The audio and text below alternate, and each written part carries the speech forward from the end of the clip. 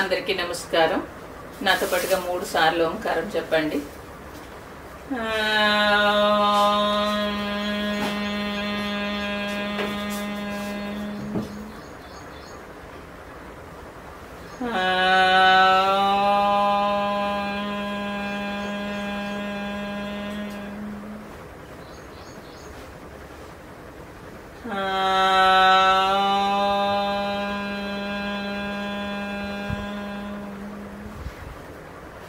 మనం బాబా గురు చరిత్రలో 9వ అధ్యాయం చెప్తున్నాము.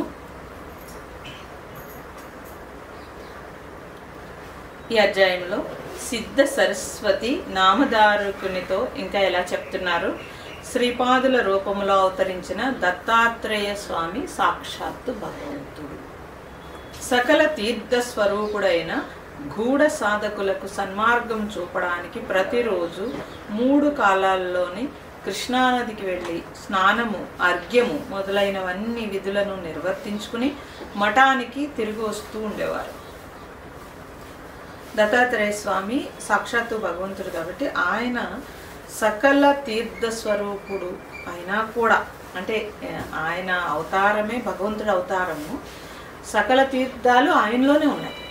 అయినా కూడా ఆయన సాధకులకు సన్మార్గం చూపడానికి అవతారము ఎత్తినా కూడా మానవ జన్మలో ప్రతి ఒక్కళ్ళు వాళ్ళని ఎవరైతే చూసి ఫాలో అవుతారో తర్వాత వారు కూడా ఆ జన్మ యొక్క నియమ నిబద్ధతకి అనుసరించడం అనేది తెలియచేస్తున్నారు చక్కగా. ఆయనలోనే సకల తీర్థాలు ఉన్నాయి. అయినా సరే ఆయన సాధకులకి సన్మార్గం చూపడానికి ప్రతిరోజు 3 కాలాల్లో కృష్ణానదికి వెళ్ళి స్నానం చేసి అర్ఘ్యమిచ్చి మొదలైన విధులన్నీ కూడా నిర్వర్తించుకుని అప్పుడు మఠానికి తిరిగి వస్తూ ఉండేవారు. ఇప్పుడు మనకి ఋషి సాంప్రదాయంలో మన జీవన విధానంలో మహాత్ములందరూ కూడా లోపల అంతర వికాసము, మానసిక ప్రశాంతత, శారీరక ఆరోగ్యానికి ఎన్నో నియమ నిబద్ధతలతో కూడిన జీవితం పెట్టారు. అది ఎప్పుడైతే పక్కన పెట్టామో అప్పుడు అనారోగ్యం స్టార్ట్ అయిపోయింది. పూర్వము ప్రతి ఒక్కళ్ళు కూడా త్రిసంధ్య స్నానం, అంటే 3 సంధ్యల్లో స్నానం. ఎందుకనంటే శరీరము శుద్ధి అయ్యేటప్పటికి నీరు ఎంతో ఆరోగ్యం. నీరు ఎప్పుడైతే శరీరం మీద పడేటప్పటికి మనకు ఒక హాయి వచ్చేస్తుంది. చర్మ రంధ్రాలు విచ్చుకుని ఎప్పుడైతే మనము దుమ్ము ధూళి అన్నింటిలోనూ లేకపోతే అనేక రకాల భావజావాలలో తిరుగుతున్నప్పుడు దానికి శుద్ధి ఏంటంటే నీరు ఎప్పుడైతే ఒంటి మీద పోస్తామో మనకే తెలిసిపోతూ ఉంటుంది మన శరీరం, మన చర్మం వికసించటం. అలా శరీరము ఎప్పుడైతే ఆ వికాసం అంటే ముడుచుకుని ఉంటుందో, నీరు పోసేటప్పటికి ఆ వికాసం చెందుతుందో లోపల మనస్సు కూడా ఒక హాయినిస్తుంది. అందుకని స్నానం చేసి సంధ్య చేసేవారు, స్నానం చేసి అర్ఘ్యం ఇచ్చేవారు, స్నానం చేసి పూజ చేసేవారు. కంపల్సరీ ఆ స్నానము శుద్ధి కోసం అని అంటే శారీరక శుద్ధి వచ్చేటప్పటికి లోపల మనస్సు కూడా ఒక హాయి ఉంటుంది. కాబట్టి తప్పనిసరిగా వాళ్ళు వీళ్ళని లేదు, అందరూ 3 కాలాల్లో ఉదయం స్నానం చేస్తే మళ్ళీ మధ్యాహ్నం స్నానం చేసి పూజ అని చేసుకునేవారు. మధ్యాహ్నం భోజనానికి కూర్చున్నప్పుడు కూడా మళ్ళీ స్నానం చేసి భోజనానికి కూర్చునేవారు. సాయంత్రం మళ్ళీ స్నానం చేసి పూజ చేసుకుని భోజనం చేసి పడుకునేవారు. సామాన్య మానవుల గురించి కూడా చెప్తున్నాను. సామాన్య మానవులు కూడా చేసేవారు. ఇప్పట్లో 2 రోజులకు ఒక స్నానము, లేకపోతే చలిగా ఉందని స్నానం మానేయడము ఇలాంటివి ఏమీ లేవు. అసలు నదికి వెళ్ళి స్నానం చేస్తారు. ఇప్పటికీ రిషికేశ్లో అన్నింటిలో కూడా జనవరిలో, డిసెంబర్లో కూడా గంగకు వెళ్ళి అలా చన్నీళ్ళు స్నానం చేస్తారు మహాత్ములందరూ కూడా. అలాంటి సంప్రదాయంలో ఆయన సాధకుల్ని సన్మార్గంలో పెట్టడానికి తప్పనిసరిగా చేసేవారు. ఎవరి కృపాదృష్టి వలన భక్తులకు గంగా స్నాన ఫలం కంటే కూడా ఎక్కువ పవిత్రత, పుణ్యము కలుగుతాయో అటువంటి స్వామికి కూడా నదీ స్నానం వలన కలగబోయే పుణ్యం ఏముంటుంది. అయినా సరే నియమం అలాగే పాటించారు. ఆ గ్రామంలో ఒక చాకలి ఉండేవాడు. ఒకరోజు అతడు కృష్ణానదిలో బట్టలు ఉతుకుతుండగా శ్రీపాద స్వామి స్నానానికని అక్కడికి వచ్చారు. ప్రశాంతత, దివ్య వర్చస్సుతో వెలిగిపోతున్న స్వామిని చూడగానే ఆ చాకలి వాని హృదయంలో ఆయనపై అపారమైన భక్తి శ్రద్ధలు కలిగాయి. వారి రూపాన్ని చూస్తుంటేనే అతని మనస్సుకి ఎంతో శాంతి, చెప్పలేని ఆనందము కలుగుతున్నాయి. నాటి నుండి అతడు స్వామి నదికి స్నానానికి వచ్చినప్పుడల్లా దారిలో ఆయనకు సాష్టాంగ నమస్కారం చేసుకుంటూ ఉండేవాడు. మహాత్ములు దర్శనము ఎంతో పుణ్యం అని చెప్పారు. అలాగే వారి దర్శనముతో వారి పాద నమస్కారంతో శుద్ధి అని చెప్పారు. పూర్వం అంతా కూడా ఎవరైనా మహాత్ములు కనపడితే కనుక తప్పనిసరిగా వాళ్ళకి సాష్టాంగ నమస్కారం చేసి వారి చూపు, వాళ్ళ ఆశీర్వాదము, వాళ్ళ స్పర్శ ఇవన్నీ కూడా మనలో ఉండే ఎన్నో నెగటివ్లు పోతాయని చెప్పి మన పెద్దలందరూ అలాగే చూసేవారు. నమస్కారం అంటే చాలా మనము ఆ భావనతోటి పెట్టాల్సి ఉంటుంది. అంటే ఒక పాజిటివ్ ఎనర్జీ తీసుకోవాలి అని అంటే నిండా హృదయంలో ప్రేమతోటి, భక్తితోటి, గౌరవంతో పెట్టే నమస్కారానికి ఆ పాజిటివ్ ఎనర్జీ వస్తుంది. యాంత్రికంగా పెట్టే నమస్కారం కాదు, యథాలాపంగా పెట్టే నమస్కారం కాదు. నమస్కారానికి చాలా ఇంపార్టెన్స్ ఉంది. ఆ ఇంపార్టెన్స్ ఏంటంటే మనము పూర్ణ శరణాగతి నమస్కారం. భావములో మొత్తం ఇంద్రియాలన్నీ సరెండర్ అవుతాయి, మనస్సు సరెండర్ అవుతుంది, టోటల్ ఇంద్రియాలన్నీ కూడా శరణాగతి పొందుతాయి. అలాంటి శరణాగతిలో ఆ నమస్కారంలో ఆ పాజిటివ్ ఎనర్జీ, మహాత్ముల యొక్క పాజిటివ్ ఎనర్జీ కరెక్ట్గా ఉంటుందని చెప్పి మన మహాత్ములు మన జీవన శైలిలో మహాత్ములు కనిపించినప్పుడల్లా నమస్కారము.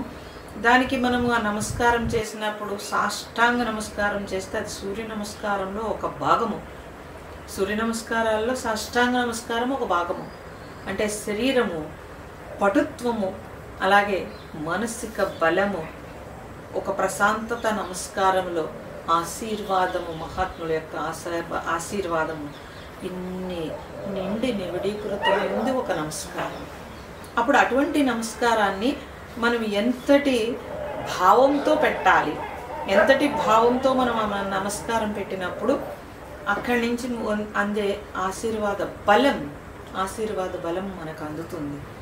ఇవన్నీ మనం చేస్తే మన నెక్స్ట్ జనరేషన్కి సంపద అందించిన వాళ్ళం అవుతా ఉంది. ఎంతో శారీరక ఆరోగ్యము, మానసిక ఆరోగ్యము, పాజిటివ్ ఎనర్జీ తీసుకొచ్చే నమస్కారము.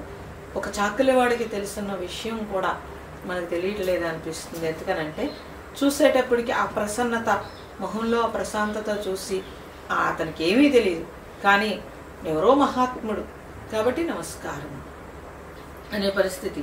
ఆయనపై అపారమైన భక్తి శ్రద్ధలు కలుగుతున్నాయి అతనికి. వారి రూపాన్ని చూస్తుంటే అతనికి మనస్సుకి ఎంతో శాంతి, చెప్పలేని ఆనందం కలుగుతున్నాయి. కాబట్టి అతడు ఆ సమయానికి నదీ తీరానికి వచ్చేసి ఆయన వస్తారు కంపల్సరీ స్నానానికి. కాబట్టి ఆయనకి నమస్కారం చేసుకోవడానికి ఎన్ని పనులున్నా అతను అక్కడికి వచ్చి సాష్టాంగ నమస్కారం చేసుకునేవాడు రోజు. అలా నమస్కారం చేసుకుని ఒకరోజు అతను నమస్కరించుకున్నప్పుడు శ్రీపాద స్వామి అతనితో, నాయన నీవు నిత్యము ఇంత శ్రద్ధాభక్తులతో నమస్కరిస్తున్నావు, నీ సేవ వలన మాకు సంతోషమైంది అన్నారు. నాటి నుంచి అతడికి సంసార చింత నశించిపోయింది. మరింత భక్తి శ్రద్ధలతో స్వామిని సేవించసాగాడు. ప్రతిరోజు అతడు స్వామి యొక్క ఆశ్రమ ప్రాంగణం అంతా శుభ్రంగా చిమ్మి నీళ్లు చల్లుతుండేవాడు. అటు తర్వాత తన కులవృత్తి చేసుకోవడానికి వెళ్తూ ఉండేవాడు. ఎప్పుడూ కూడా రోజు మనం భక్తి శ్రద్ధలతో నమస్కారం పెడుతున్నప్పుడు ఆ శ్రద్ధ, ఆ శరణాగతి వాళ్ళకి తాకుతుందండి. అందుకని ఆయన చూసి, నువ్వు ఎంతో భక్తి శ్రద్ధలతో రోజు పెడుతున్నావు నాకు నమస్కారం అంటే, ఆయనకి ఎందుకండి ఆ నమస్కారం, కానీ రోజు ఆ శ్రద్ధని చూశారు, ఆ శరణాగతిని చూశారు. చూసి ఒక్కసారి ఆ శ్రద్ధకి ఆయన సంతోషపడ్డారు. ఆయన సంతోషపడితేనే అతని సంసార చింత అంతా తొలగిపోయింది. అందుకే ముందే చెప్పాను, మనలో ఉండే నెగిటివ్ అంతా తొలగిపోతే కనుక పరిస్థితులన్నీ కరెక్ట్గా అయిపోతాయి. అలాంటి స్థితి మాకు సంతోషమైంది అన్నారు, అంతే. సంసార చింత అంతా నశించింది. మరింత భక్తి శ్రద్ధలతో అతడు ఆయన వెనకాలే వెళ్ళి ఆయన ఎక్కడుంటారో చూసుకుని స్వామికి సేవలు చేయడానికి రోజు ఆయన వాకలి చిమ్మి ముగ్గులు వేసి అంత నీట్గా చేసేవాడు.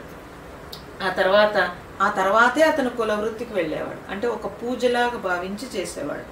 ఒక వసంత ఋతువులో వైశాఖ మాసంలో ఒకరోజు స్వామి నవ్వుతూ అతనితో, ఒరే నువ్వు రాజువై జన్మించి రాజ్యమేలుతావురా అన్నాడు. అతనికి ఆ మాటలు అర్థం కాలేదు. తర్వాత ఒకరోజు అతడు బట్టలు ఉతుక్కోవడం నది వద్దకు వెళ్ళినప్పుడు అక్కడ సుందర యువతి జనంతో కలిసి విహారయాత్రకు నదికి వచ్చిన ఒక యువరాజును, అతని వెంట వైభవంగా తరలి వచ్చిన పరివారాన్ని చూశాడు.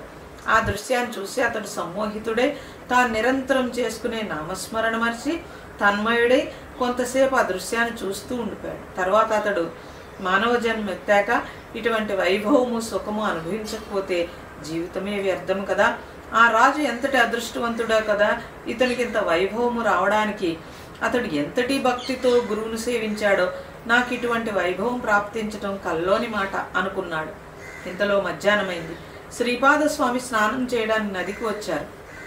అతడు స్వామికి నమస్కరించి, స్వామి, ఆ యువరాజు యొక్క వైభవం చూస్తుంటే ఆశ్చర్యము సంతోషము కలుగుతున్నాయి అని మళ్ళీ అజ్ఞానం వలన నేను ఈ భ్రమించానే గాని నిజానికి మీ స్థితియే నిజమైన సౌఖ్యం ఇవ్వగలదని ఇప్పుడు తోస్తున్నది అన్నాడు. శ్రీపాద స్వామి, దానికేమున్నది, నీవు పుట్టినది మొదలు కష్టం చేసుకునే జీవిస్తున్నావు, అందువలన అతన్ని చూడగానే నీకు రాజ్యభోగాలపై ప్రీతి కలగడంలో ఆశ్చర్యము లేదు అని చెప్పాడు. అంటే ఆ వైభవం చూసేటప్పటికి అతనికి ఆ దృశ్యాన్ని చూసి, రాజు యొక్క కుమారుడు కూడా మంది వస్తారు, ఎంతో పరిచారకులు ఉంటారు, అవన్నీ చూసేటప్పటికి నిరంతరం నామం చేసుకునేవాడు ఒక్కసారి తన్మయుడై నామం వదిలేశాడు.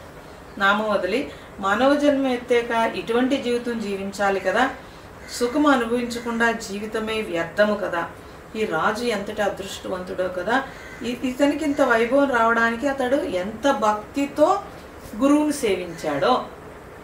పూర్వం అలాగే ఉండేదండి. భక్తి శ్రద్ధలతో గురువును సేవించినప్పుడు వాళ్ళకి సకల భోగాలు లేకపోతే సకల సౌకర్యాలు చింతలు లేని జీవితం ఉండేది. కాబట్టి తప్పనిసరిగా ఆ సేవకి వాళ్ళు అలా ఇంపార్టెన్స్ ఇచ్చేవారు. కాబట్టి అతనికి అదే గుర్తుకొచ్చింది. గురువుని సేవించాడో, నాకు ఇటువంటి వైభవం ప్రాప్తించడం కల్లో మాట అనుకున్నాడు.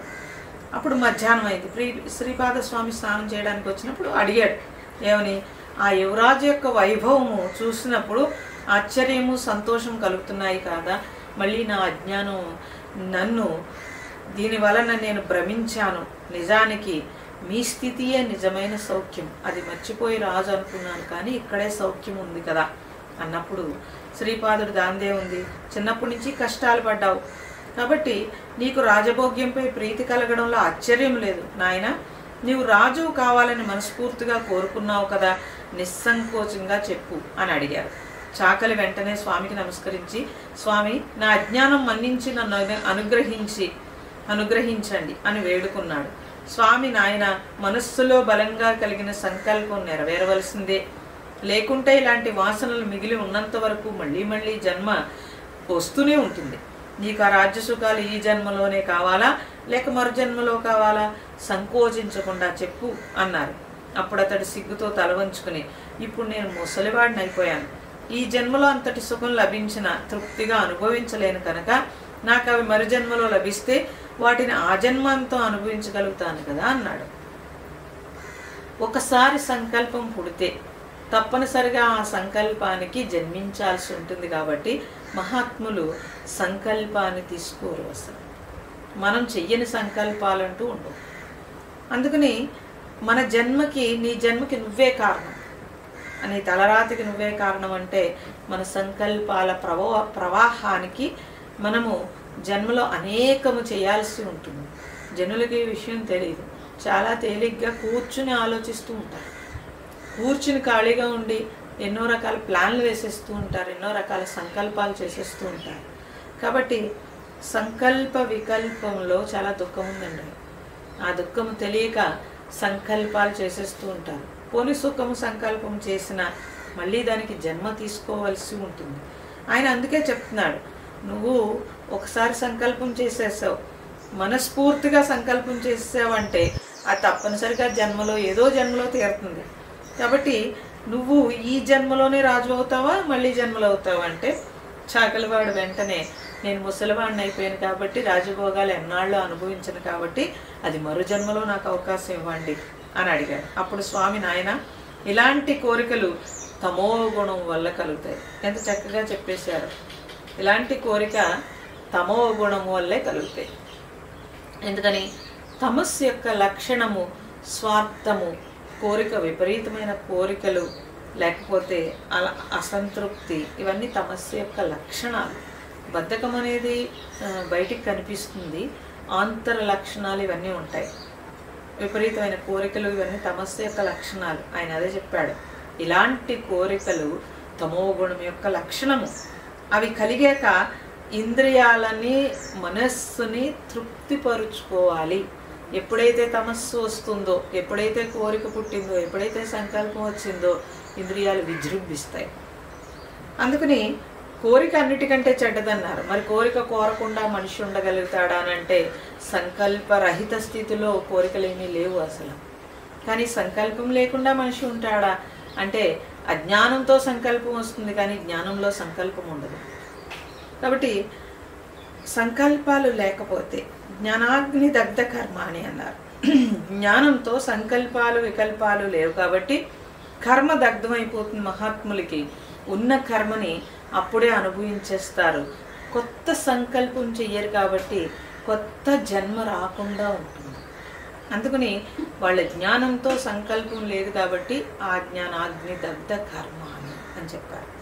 కాబట్టి ఏం చెప్తున్నారంటే చక్కగా చెప్తున్నారు. కోరిక ఎప్పుడైతే వచ్చిందో, సంకల్పం ఎప్పుడైతే పుట్టిందో అప్పుడు ఇంద్రియాలని, మనస్సుని తృప్తిపరచుకోవడమే ఉంటుంది. లేకుంటే మనస్సు నిర్మలమవక ఎన్నో జన్మలకి మళ్ళీ బాట వేస్తుంది. ఆ మనస్సులో ఆ కోరిక తీరకపోతే కనుక అనేక సంకల్పాలు పుట్టుకొస్తాయి, అనేక రకాల జన్మలు పుట్టుకొస్తాయి. ఈ రహస్యం ఎవరికి తెలియదండి. ఎంతసేపు నేను పుట్టానంటాడు. నువ్వు ఎందుకు పుట్టావు? ఉత్తినే పుట్టావా ఏంటి? ఉత్తినే పుట్టలేదు. నీ సంకల్పాలు, నీ కోరికలకి తీర్చుకోవడం కోసం మరల జన్మ తీసుకోవలసి ఉంటుంది. అంటే నీలో రాజ్యకాంక్ష, సుఖలాలస బలీయంగా ఉన్నాయి కాబట్టి నీకు మరుజన్మలో మృదుర దేశంలో యువన రాజవంశంలో జన్మిస్తావు అన్నారు. అది విని రజకుడు, స్వామి మీరిచ్చిన వరం నాకు ఇష్టమైనదే, కానీ వచ్చే జన్మలో నాకు రాజ్యం లభించినా నన్ను మీకు దూరం చేయొద్దు. మళ్ళీ అది ఆశ, మళ్ళీ ఇక్కడ గురువుని దూరం చేయొద్దు, రెండు మీకు దూరం చేయొద్దు. మీ యందు దృఢభక్తి ఉండేలా అనుగ్రహించండి. అప్పుడు నాకు మతద్వేషం ఉండకూడదు అని వేడుకున్నాడు. ఇది ఇచ్చారు సరే, మళ్ళీ మిమ్మల్ని వదలకూడదు, నేను ఎలాంటి మతద్వేషం ఉండకూడదు అని చెప్పాడు. శ్రీపాద స్వామి, ఇప్పుడు నీ వెట్టి వైభవం చూసావో అట్టుదే, అలాంటిదే ఇప్పుడు ఆ రాజకుమారుడు వైభవం చూసావు, అలాంటిదే నీకు మరుజన్మలో పొందుతావు. అప్పుడు మేము అవతరించవలసిన అవసరం వస్తుంది. అప్పుడు మేము నృసింహ సరస్వతి అనే సన్యాస రూపంలో ఉంటాము. వృద్ధాప్యంలో నీకు మా దర్శనం అవుతుంది, తక్షణమే నీకు జ్ఞానోదయం అవుతుంది. ఇప్పుడు సంకల్పం చేసావు, కోరుకున్నావు, తప్పనిసరిగా రాజు అవుతావు, అన్నీ అనుభవిస్తావు. కానీ నేనెప్పుడు నీకు దర్శనమిస్తానంటే మహాత్ములు చూడండి, ముందు జన్మ తర్వాత జన్మ అన్నీ వాళ్ళ చేతుల్లో ఉంటాయి. అన్ని దృశ్యాలతోటి రెడీగా వాళ్ళకి ఆ పిక్చర్ ఉంటుంది. కాబట్టి నేను సన్యాస రూపంలో ఉంటాను, కానీ నువ్వు నా దగ్గరికి ఇవన్నీ అనుభవించిన తర్వాత వృద్ధాప్యంలో వస్తావు. వచ్చిన వెంటనే, నన్ను చూసిన వెంటనే నీకు తక్షణమే నీకు జ్ఞానోదయం అవుతుంది, భయం లేదు, ఇక నీవు వెళ్ళి రావచ్చు అని ఆశీర్వదించాడు. ఒక వింతైన నవ్వుతో అతని వైపు చూశాడు ఆయన. ఎందుకని? కోరుకున్నాడు, దాని కష్టాలు అతనికి తెలియదు, మహాత్ములకే తెలుస్తాయి. మనం కోరుకుంటాం మహాత్ముల దగ్గరికి వెళ్ళి, మన అజ్ఞానానికి వాళ్ళు నవ్వుకుంటారు. ఎందుకనంటే ఆల్రెడీ ఎన్నో తెచ్చుకుని వచ్చాం, ఇంక ఇది సరిపోక నాకు ఇల్లు కావాలి, లేకపోతే డబ్బులు కావాలి, లేకపోతే వ్యాపారం వృద్ధి కావాలి, లేకపోతే ఇంకోటి కావాలని మనం మహాత్ములను లేకపోతే భగవంతులను అనేక రకాల కోరికలు కోరుకుంటూ ఉంటాం. అది చాలా ఆశ్చర్యం అనిపిస్తుంది. ఎందుకనంటే దాంట్లోనే కొట్టుకుంటూ ఉంటాము, మళ్ళీ దాంట్లోనే గిజగిజలాడుతూ ఉంటాము, మళ్ళీ అదే కావాలని కోరుకుంటాం. మాయా మోహాదులతో ఉన్న మనస్సు అదంతా కూడా. అందువల్ల మరల అదే చింతన చేస్తూ ఉంటుంది. అలా ఈ రజకుడు కూడా కోరుకున్న కోరికకి మహాత్ముడు ఆయన ఏమనంటే ఒక చిరునవ్వు నవ్వాడు. అతని వైపు చూశారు. ఆ రజకుడు అక్కడికక్కడే క్రింద పడి మరణించాడు. ఎందుకని? జన్మ ఎత్తాలి మళ్ళీ. అందుకని ఒక చిరునవ్వుతో అతను వంక చూసేటప్పటికి అతను ఆ రజకుడు అక్కడికక్కడే, అంటే అయిపోయింది అతని జన్మ, కొత్త జన్మ కావాలనుకున్నాడు కాబట్టి అక్కడికక్కడే మరణించాడు. శ్రీపాదులు ఇలాంటి లీలలు ఎన్నో చేసి భక్తులను అనుగ్రహిస్తూ ఇంకొంతకాలం కురుపురంలో ఉన్నారు. ఆయన నివాసం వలన కురుపురం ఎంతో ప్రసిద్ధికెక్కింది. ఒకప్పుడు ఆయన, నేను ఇంతకు ముందు అంబికకు జీవితాంతము శివపూజ చేస్తే మరుజన్మలో నా వంటి పుత్రుడు కలుగుతాడని ఆశీర్వదించాను. నాతో సమానుడు మరొకడు లేడు కనుక నేనే ఆమె గర్భవాసాన్ని అవతరించి నా మాట నిలబెట్టుకోవాలి. అంబిక ఆవిడ శివపూజ చేస్తూ ఆవిడ కోరుకుంది శ్రీపాదుడిని, నీలాంటి బిడ్డ కావాలని. ఆయన వరం ఇచ్చాడు కాబట్టి మరుజన్మలో నా వంటి పుత్రుడు వస్తాడని చెప్పాడు. కానీ అలాంటి పుత్రుడు ఎక్కడ దొరుకుతాడండి? అందుకని దీనికి గుర్తొచ్చింది అది. ఆమె గర్భవాస అన్న నా వంటి పుత్రుడు ఎక్కడ దొరుకుతాడు నాకు? అందుకని నా మాట నిలబెట్టుకోవడం కోసము నేనే వెళ్ళాలి అనుకుని, అటు తర్వాత ఒక అశ్వయుజం మాసం కృష్ణపక్ష ద్వాదశి హస్తానక్షత్రం నాడు శ్రీవల్లభుడు కృష్ణానదిలో మునిగి అంతర్హితులై మరొక చోట వేరొక రూపంలో అవతరించారు. మహాత్ములు వాళ్ళ అవతారము వాళ్ళే వస్తారు, వాళ్ళే చాలిస్తారు. ఎవరి చేతుల్లోనూ వాళ్ళ మరణం ఉండదు, వాళ్ళ చేతుల్లోనే వాళ్ళ మరణం ఉంటుంది. సో ఎప్పుడు అనుకుంటారో అప్పుడు ఈ శరీరం వదిలేస్తారు, ఎప్పుడు రావాలనుకుంటారో అప్పుడు శరీరం దాలుస్తారు. ఆయన ఏం చేశారనంటే ఇది గుర్తుకొచ్చి మనం ఇచ్చిన వరం అది మరి ఎవరు తీరుస్తారు కాబట్టి మాట నిలబెట్టుకోవాలి. కాబట్టి ఆశ్వయుజమాసము కృష్ణపక్ష ద్వాదశి నాడు హస్తానక్షత్రం నాడు శ్రీవల్లభుడు కృష్ణానదిలో మునిగి అంతర్హితులైపోయారు. మునిగి చనిపోయారు అనకూడదండో, అలా వెళ్ళిపోతారు అంతే. కాబట్టి ఎంతోమంది మహాత్ములు వాళ్ళ జీవితం చాలించినప్పుడు నదీ ప్రవాహంలోకి వెళ్ళిపోతారు, గంగా ప్రవాహంలోకి వెళ్ళిపోతారు. రామతీర్థుడు నడుచుకుంటూ గంగలోకి వెళ్ళి మాయమైపోతాడు, జనం అందరూ చూస్తుండగా మాయమైపోతాడు. అంతేకాని మునిగిపోరు అసలు.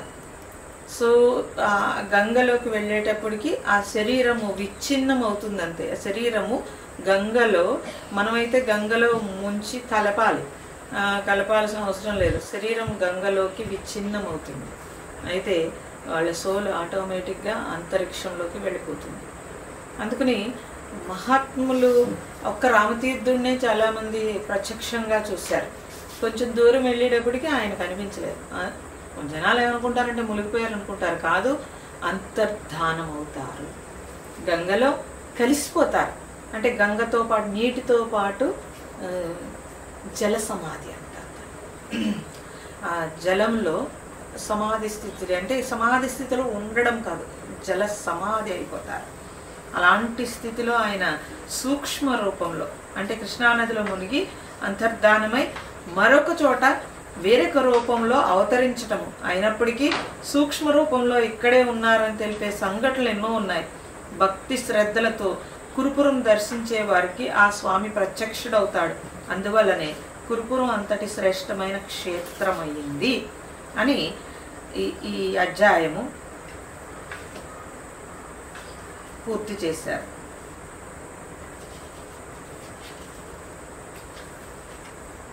గురుచరిత్రలో చాలా గొప్ప సంఘటనలు ఏంటంటే ప్రత్యక్షంగా జరిగిన సంఘటనలు, అలాగే ప్రమాణమైన సంఘటనలు ఉంటాయి. అందుకని ఒక్కొక్క అధ్యాయంలో ఆ ప్రమాణంతో కూడుకున్న సంఘటనలతోటి చూసినప్పుడు మనకు ఆశ్చర్యం వేస్తుంది, ఇది నిజమా అనిపిస్తుంది. కానీ చాలా వరకు ఎంతోమంది ఇప్పుడు కూడా చాలా భక్తి శ్రద్ధలతో ఆరాధించినప్పుడు వాళ్ళకి ప్రత్యక్షంగా అన్నీ తెలియబడుతూ ఉంటాయి. కాబట్టి గురుచరిత్ర పారాయణం చేసినప్పుడు కానీ ఉట్టప్పుడు కానీ మీరు చదివినప్పుడు దాన్ని రిసీవ్ చేసుకుంటే పూర్తి విశ్వాసము భక్తి శ్రద్ధలతో రిసీవ్ చేసుకోవాల్సి ఉంటుంది. అది ఆ అధ్యాయము 9వ అధ్యాయం ముగిసింది. చాలా సంతోషము. నమస్తే.